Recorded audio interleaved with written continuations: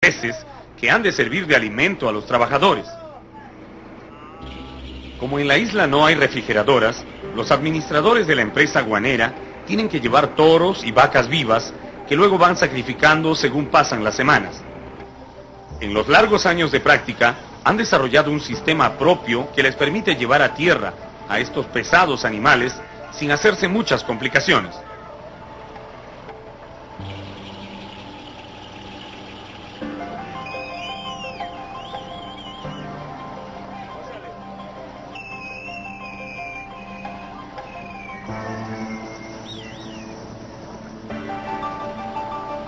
Nuestro camarógrafo submarino no resiste la tentación de sumergirse para ver cómo nadan estos animales.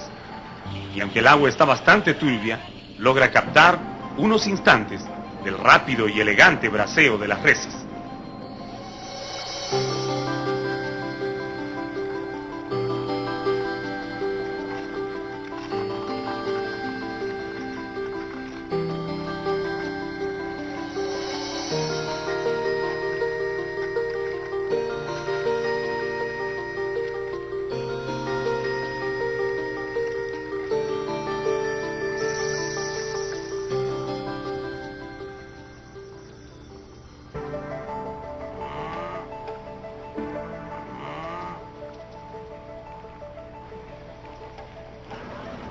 A los que miran esto por primera vez, les puede parecer un poco duro el sistema.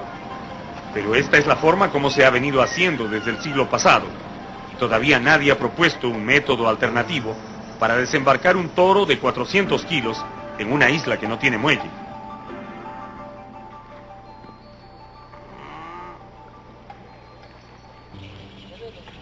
Antes de que termine el día, en las oficinas del campamento se forman largas colas, donde los trabajadores reciben algunos enseres que les presta la empresa guanera para que los utilicen mientras permanecen en la isla. Cada hombre recibe un colchón, un tazón para los alimentos, cubiertos y un polo con el símbolo de Pesca Perú. Ellos deberán cuidar cada uno de estos objetos para devolverlos antes de su viaje de retorno. En la fila podemos observar que estas cuadrillas están compuestas por hombres de todas las edades. Hay jóvenes y viejos, novatos y experimentados, pero todos tienen un rasgo común. Son campesinos de las tierras altas del Perú, tal vez los más aptos para resistir el fuerte trabajo y las duras condiciones de vida de las islas guaneras.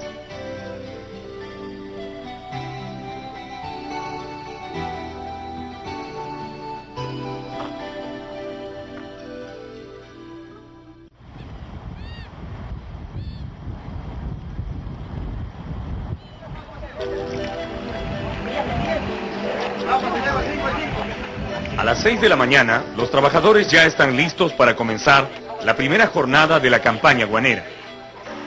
Luego de recibir sus herramientas, zarandas y costales, forman una larga fila que emprende la marcha hasta el lugar escogido para iniciar el trabajo. Cada hombre lleva la ropa que más le acomoda, inclusive hay algunos que van descalzos, porque confían más en sus pies desnudos que en los zapatos para el momento de caminar sobre el guano. Aun cuando todo el terreno tiene el mismo color amarillento, no en toda la isla hay guano. Existen lugares especiales escogidos por las aves para dormir y anidar, y es allí donde se acumulan las mayores cantidades de fertilizante.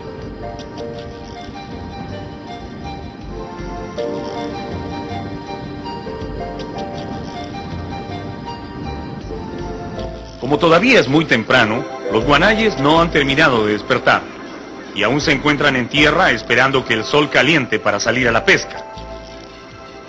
Tan pronto sienten la presencia de los hombres que se aproximan, se ponen en alerta y comienzan a moverse y revolotear nerviosos dentro de sus dormideros.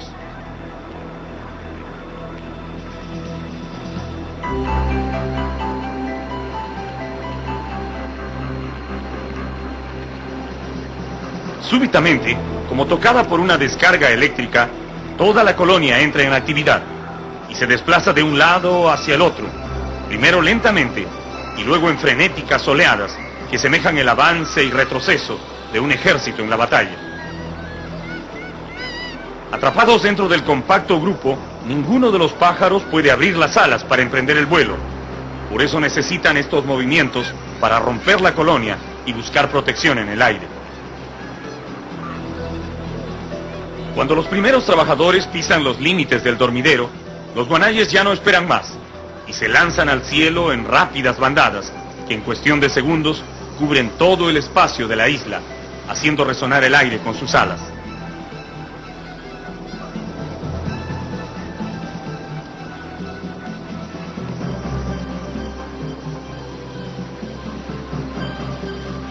A pesar de que en el cielo parece que ya no hay más espacio, las aves siguen despegando de su hábitat. Solo se quedan en tierra los adultos que están anidando y algunos cientos de remolones que al parecer ya están habituados a la presencia del hombre y no ven ninguna razón para interrumpir su descanso. Para apurar a esos últimos, el administrador de la campaña en persona entra en los dormideros y los obliga a marcharse. Al fin y al cabo, después de que se limpie el guano, tendrán 7 años más para dormir con tranquilidad.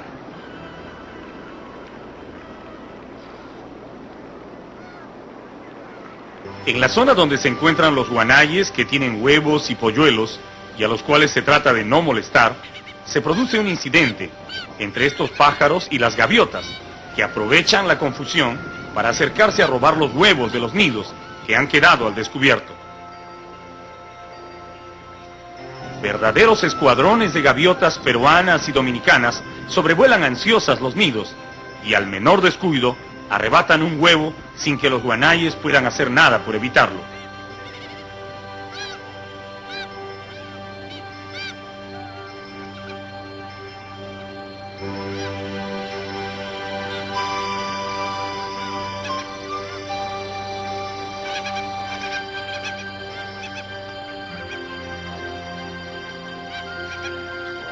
El guanay no es un ave de carácter agresivo. La naturaleza no lo ha dotado de la ferocidad que tienen otros pájaros para defender sus huevos. Por eso, tanto las hembras como los machos de esta especie se limitan a mirar impotentes a las voraces gaviotas que se llevan los huevos por docenas. Algunos padres tratan de cubrir los huevos con plumas sueltas, pero nada detiene el pillaje de las gaviotas.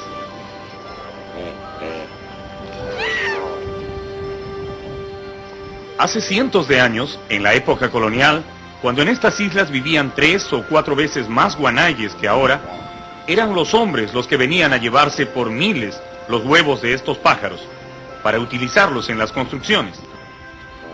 Los albañiles de aquel entonces revolvían los huevos con cal, y esa masa, a la que llamaban calicanto, servía como cemento para pegar los bloques de piedra con que se construyeron muchas casas e iglesias en la Lima virreinal.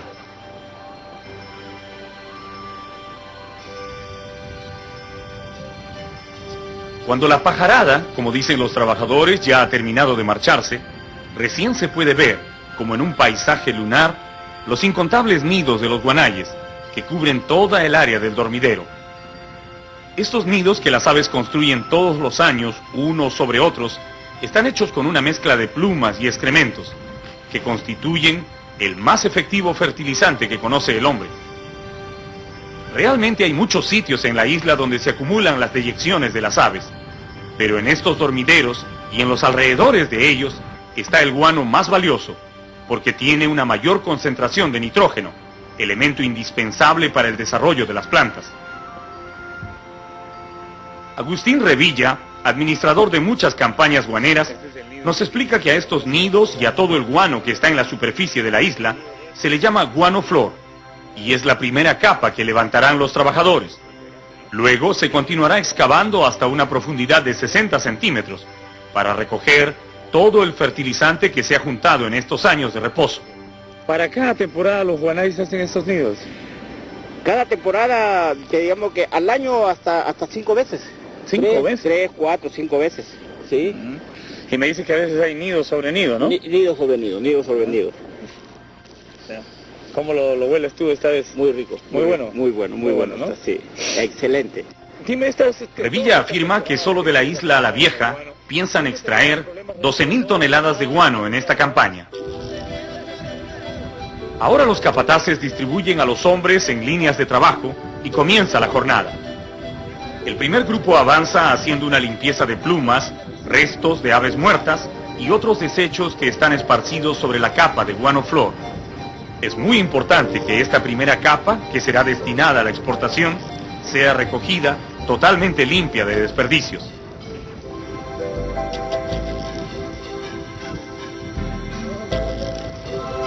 Luego entran en acción los hombres de pico y pala, que no pararán hasta dejar limpio de guano cada metro cuadrado de la isla.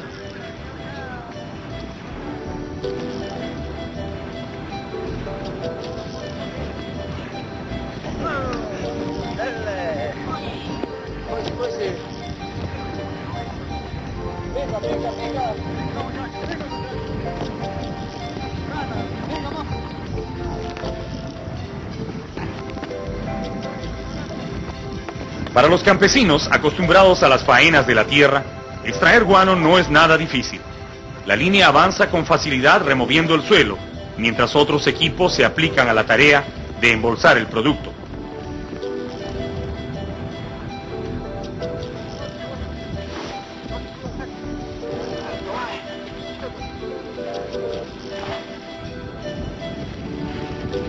¿Cuál es su nombre, señor? Me llamo Tomás Zamudio Huerta. ¿De dónde es usted? Estos nosotros de Yungay.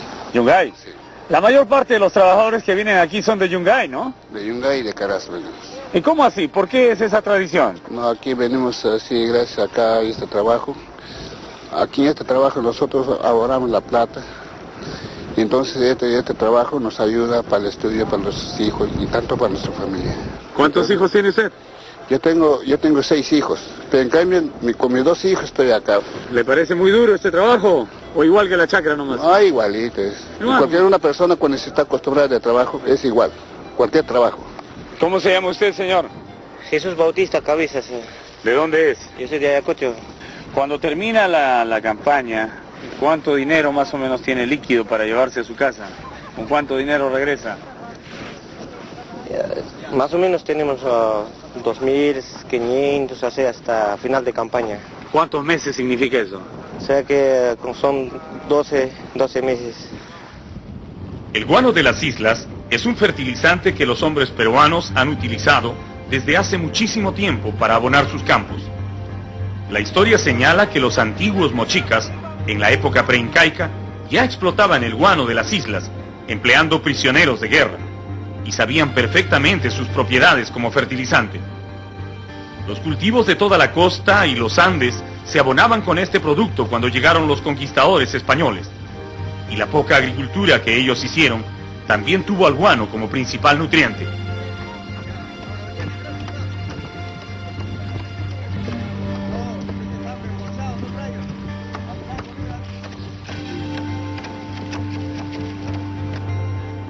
Pero el hombre que hizo saber al mundo de la existencia de este fertilizante fue el alemán Alexander von Humboldt, quien luego de su extenso viaje por Sudamérica en el siglo XIX, regresó a Europa y escribió numerosos artículos y tratados explicando las maravillas que podía hacer el guano del Perú en las empobrecidas tierras de ese continente, exigidas al máximo por la revolución industrial.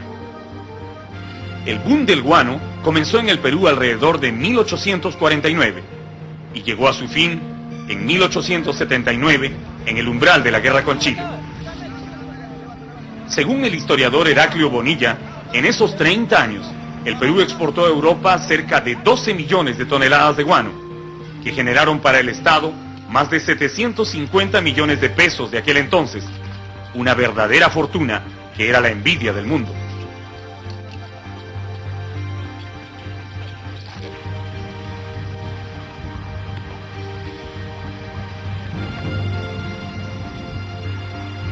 Con el producto de ese dinero se construyeron algunos ferrocarriles y se pagó parte de la deuda de la independencia. El resto se despilfarró de manera inexplicable, al punto que cuando terminó el apogeo del guano, el país seguía tan pobre como antes. En ese tiempo de bonanza, miles de ciudadanos chinos, traídos con engaños desde su país de origen, fueron esclavizados para trabajar el guano, y otros cientos de pobladores de la isla de Pascua, frente a Chile, también sufrieron esclavitud, haciendo este duro trabajo.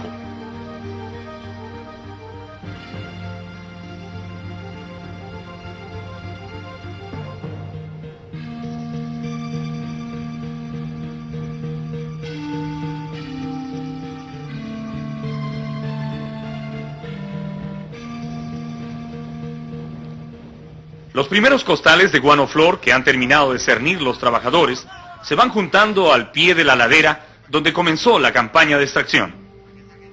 Para los novatos ha sido un día de aprendizaje y para los veteranos el reencuentro con un trabajo ya conocido. Al regresar al campamento todos vuelven a juntarse para disfrutar del mar y la comida. El primer día de lo que será una larga estadía en la isla ha terminado. Gracias a su esfuerzo, miles de toneladas de guano seguirán fertilizando los campos de muchos agricultores, tanto en el Perú como en las tierras al otro lado del océano.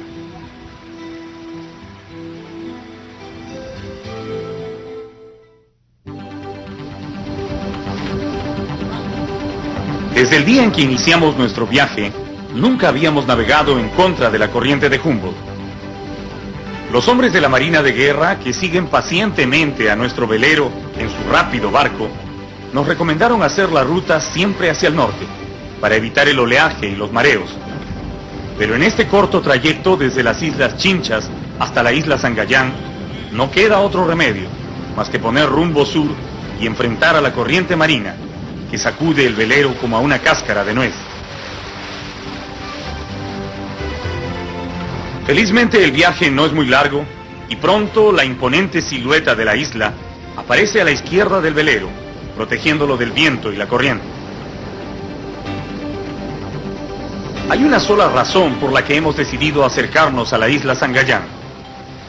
Cuando María Rostorovsky nos contaba que en las leyendas de los antiguos peruanos eran los lobos marinos los encargados de acompañar a las almas de los difuntos en su viaje al otro mundo, pensamos que tal vez debería existir una relación amistosa entre los hombres y los lobos en ese tiempo. ¿Pueden ser compañeros los grandes lobos y los seres humanos? ¿Qué pasa cuando el hombre se mete en los dominios marinos de los lobos? ¿Es atacado o puede ser recibido como amigo? En el equipo sabíamos que hay una sola forma de averiguarlo: saltar al mar frente a los roqueríos de Sangayán y nadar hacia los lobos. Ellos nos darían la respuesta.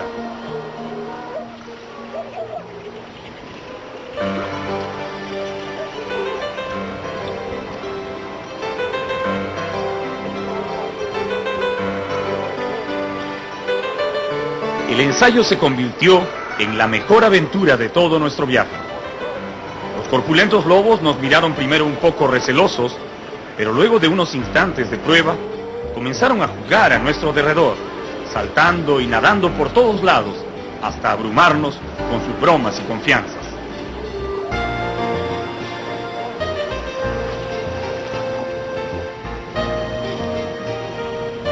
Definitivamente, de todas las aventuras que puede vivir un viajero de la costa, ninguna se compara con la singular sensación de nadar junto a los lobos marinos. Pero si nadar junto a ellos es emocionante, bucear a su lado es la máxima experiencia.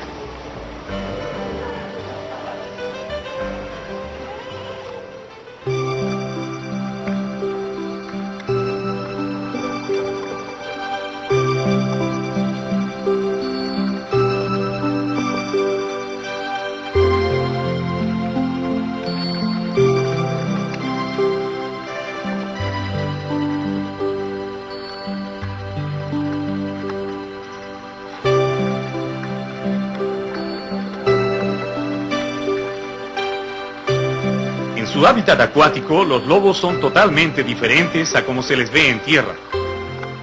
Bajo el agua, parece que el peso no existiera para ellos. Se mueven con una libertad increíble, con impulsos ágiles y acrobáticos que llevan sus cuerpos a través del agua con una suavidad y armonía inimitables.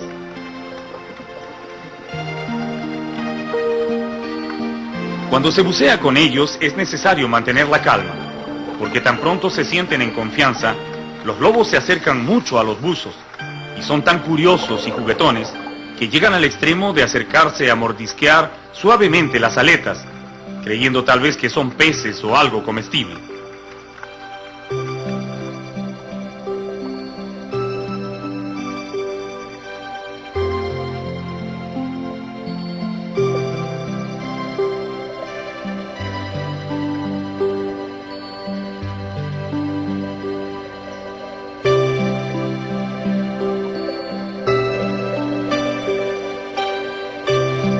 Aquí hay uno que no resiste la tentación de olfatear y pegarle unos mordiscos a la cámara, sin ningún temor al hombre que se encuentra detrás de ella.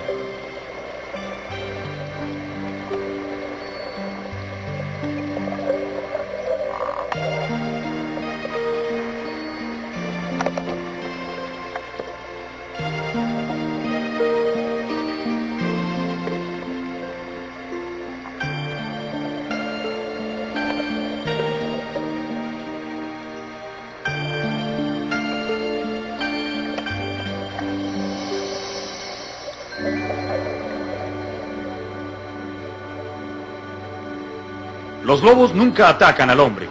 Parece que en el agua lo consideran un compañero más, al que hay que tratar con amabilidad, porque no nada muy bien y necesita tantas cosas para sumergirse. Con su extraordinaria capacidad para resistir la respiración bajo el agua, estos animales, mamíferos como nosotros, son todavía un misterio para los científicos que estudian su comportamiento. Hace unos años se descubrió que los lobos marinos, cuando duermen, lo hacen solo con la mitad de su cerebro.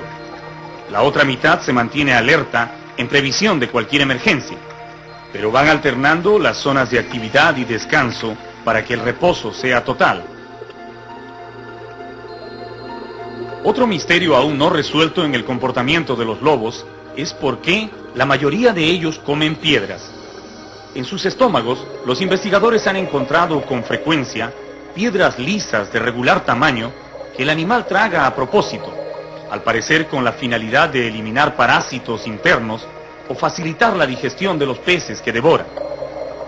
Los pescadores afirman que es para poder bucear mejor, como los plomos que utilizan los buzos. Tal vez es así, pero la verdadera razón solo la saben los lobos.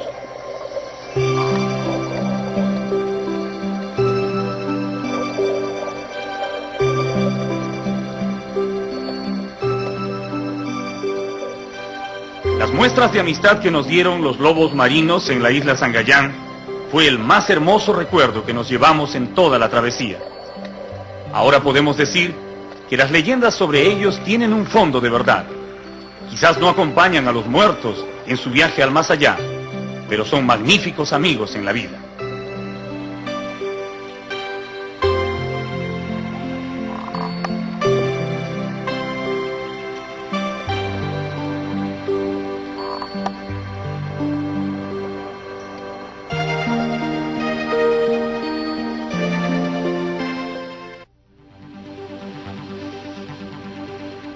Si alguna vez usted, al navegar por el mar del sur del Perú, avanzando suavemente sobre los tumbos de la corriente de Humboldt, descubre en el horizonte unos gigantescos acantilados desérticos, rodeados de grandes cerros colorados, ponga mucha atención, porque se acerca a un lugar interesante.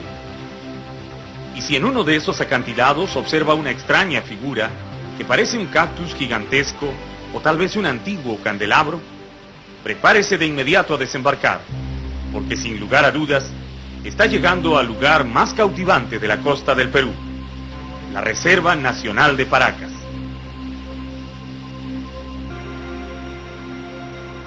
Paracas es un sitio único en la extensa línea de costa de nuestro territorio. Aquí, el mar y el viento parecen competir en un interminable juego de modelar el perfil del continente.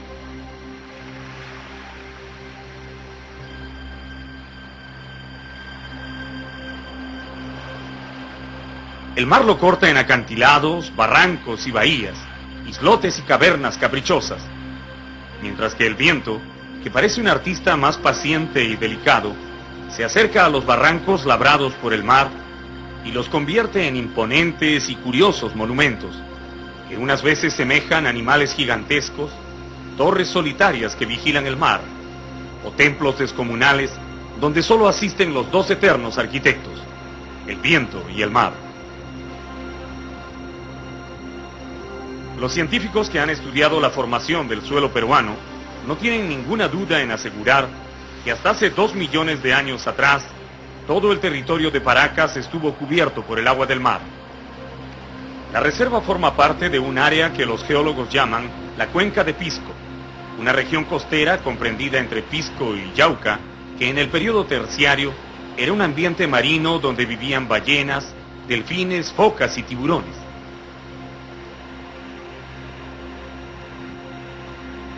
En los acantilados de Paracas casi es posible leer la historia geológica de esta reserva, impresa en los muros de roca sedimentaria que antes fueron fondo marino.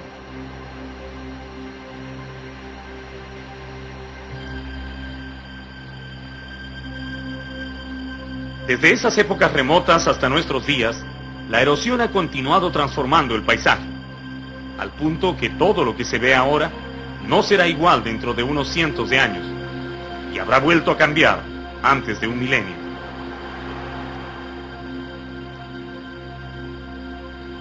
Gracias a los sinuosos bordes de su costa, sus barrancos y bahías, Paracas es el refugio ideal para innumerables especies de aves, migratorias y nativas de la zona, que encuentran aquí abundantes espacios de recreo y nidificación.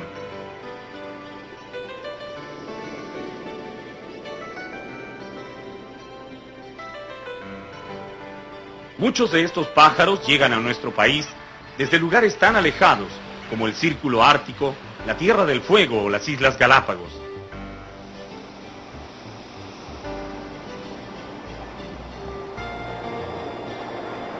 El gaviotín elegante es uno de ellos. Oriundo de Baja California en el sur de Norteamérica, este pájaro vuela más de 6.000 kilómetros para llegar a Paracas, a comer las abundantes lisas y pejerreyes de la zona.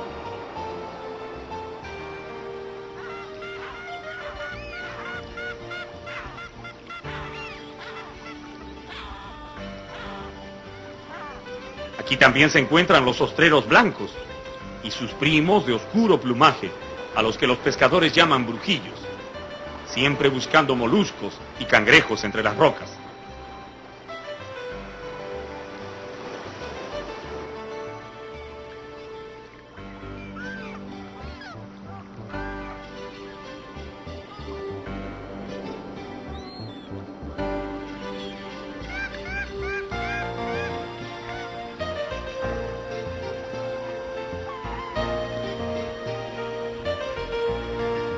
En las bahías de poco fondo, ricas en microorganismos, se reúnen las coloridas parihuanas, que también son migratorias, pero ellas no vienen del extranjero, solo se trasladan desde las lagunas altoandinas a la costa en una migración interna que ocurre principalmente en el verano.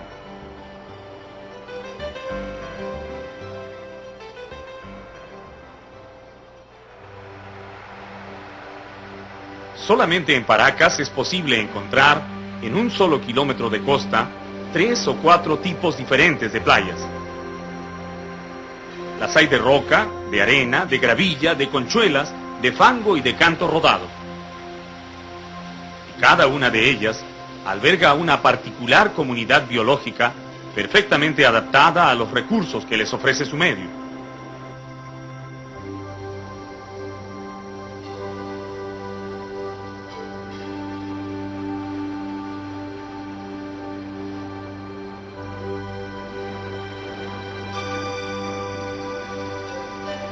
Sin lugar a dudas, las formaciones naturales de Paracas son las más curiosas de toda la costa.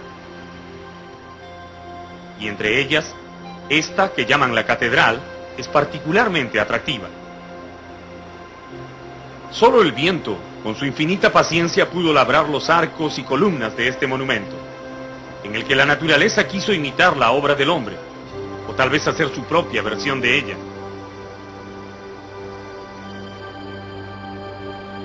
Ingresar al interior de la catedral es obligatorio en una visita a Paracas.